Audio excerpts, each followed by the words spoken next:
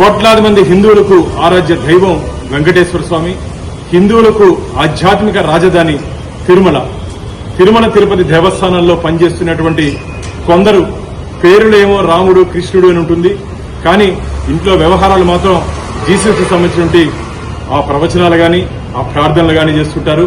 దాదాపు టీటీడీలో ఉన్నట్టు 22,000 మంది పనిచేసినటువంటి సిబ్బందిలో చాలా వరకు మతం మారని చెప్పి మాకు ఫిర్యాదులు వస్తున్నాయి. ఇప్పటికే కొందరిని తిరుమల తిరుపతి దేవస్థానం మేము గుర్తించాం. కానీ నేను మొట్టమొదటి ధర్మకర్తల మండలి సమావేశంలోనే ఈ ప్రస్తావన తీసుకురావడం జరిగింది. ప్రతి ఇంటిని సర్వే చేద్దాం. ఇంట్లో వెంకటేశ్వర స్వామి హిందూ చిత్రపటాలు కాకుండా, హిందూ దేవత చిత్రపటాలు కాకుండా అన్యమతానికి సంబంధించిన ఏదైనా చిత్రపటాలు ఉన్నా సరే, సాహిత్యం ఉన్నా సరే వెంటనే వారిని ఉద్యోగం నుంచి తొలగిస్తామని చెప్పి ఈ మొట్టమొదటి ధర్మకర్తల మండలి సమావేశంలోనే ఈ అంశాన్ని రేవత్తనడం జరిగింది.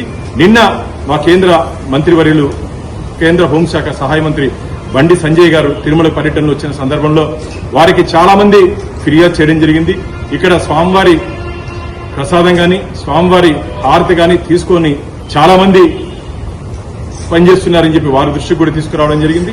కాబట్టి దాదాపు 1000 పైచిలకు ఉంటారని చెప్పి మాకు అనుమానాలున్నాయి. రాబో ధర్మకర్తల మండలి సమావేశంలో దీని మీద మేము ప్రతి ఇంటిని సర్వే చేసేదానికి ప్రతిపాదన నేను తీసుకురాబోతున్నాను.